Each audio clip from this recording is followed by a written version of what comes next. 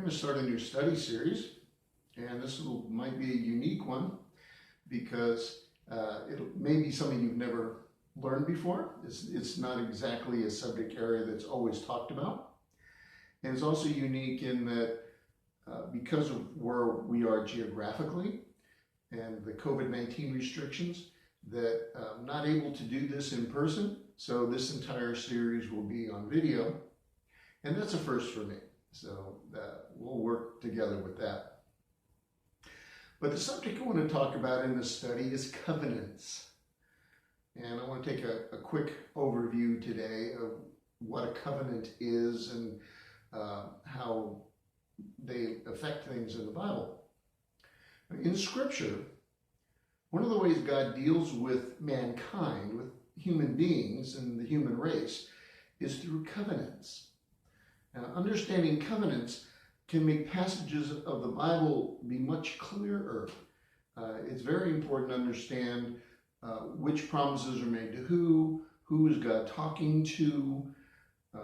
This is especially true when trying to interpret prophecy, knowing who the different parties are. And that'll make more sense as we go through the series. Well, first off, what is a covenant?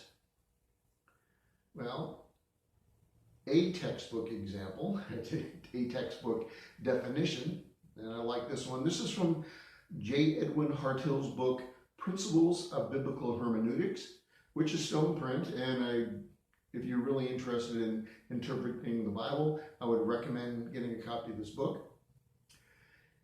This is his definition. A covenant is an agreement or a contract between people or between men and God. Let me say that again. A covenant is an agreement or a contract between people or between men and God. And as we go through this, you'll see that it's like a contract, but it also involves promises. And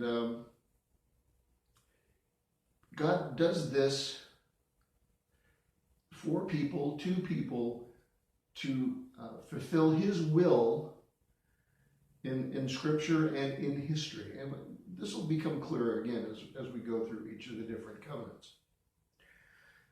A good illustration of what a covenant is marriage.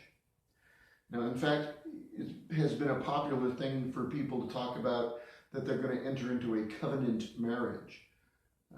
To me, that's kind of redundant because marriage is a covenant, but I understand what they're trying to say. See, in marriage, two people publicly make promises and enter into a verbal contract.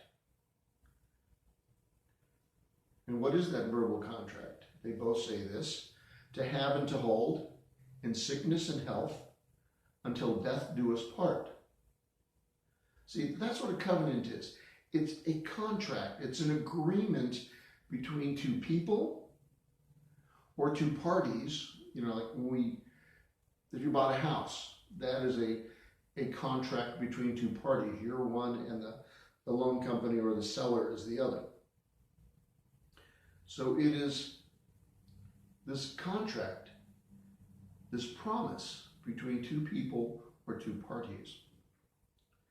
Now, throughout history and throughout Scripture, God has chosen to enter into contracts with specific people for specific reasons.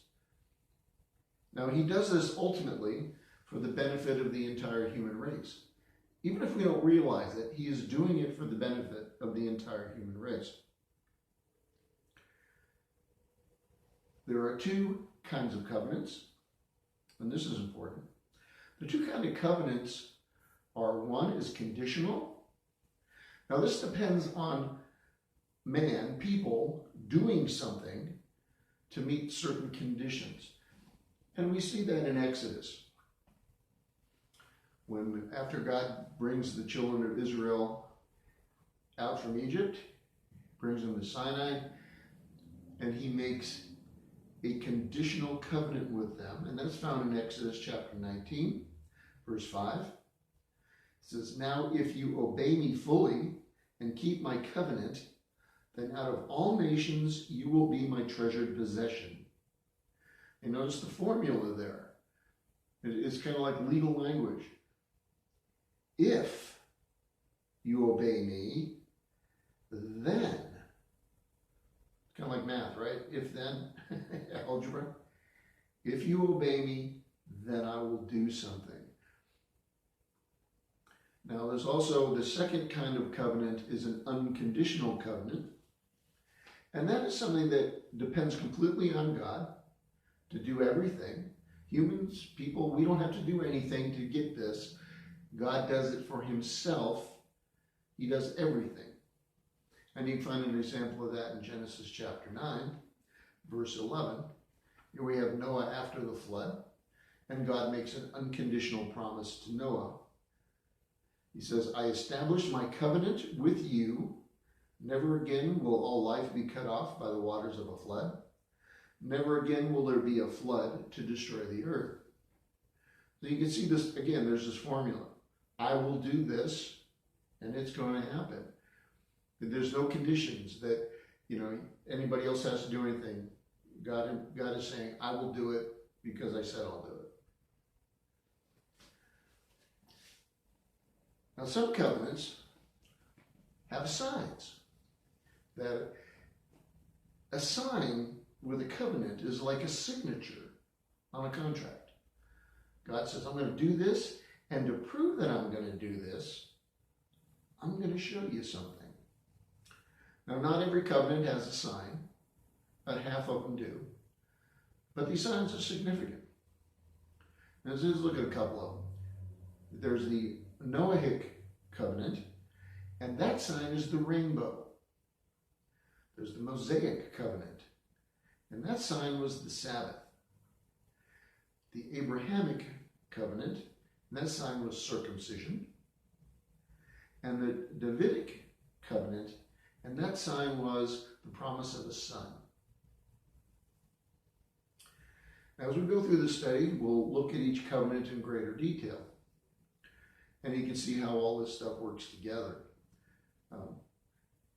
But just real quickly, these are what the 8 covenants are that we'll talk about. First is the Edenic covenant. That was made to Adam and Eve in the Garden of Eden. There's the Adamic covenant. That was made to Adam after the fall, but before they were cast out of the Garden of Eden.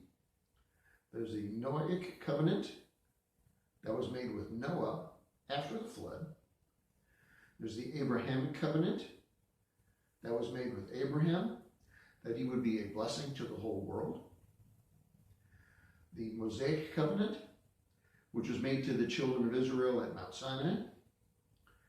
The Davidic covenant, which was made to David, promising that his descendant, a direct son, would sit on his throne forever. There's the Palestinian covenant, which was made with the nation of Israel when they were removed from their nation, from the land of Israel, and sent into exile for disobedience.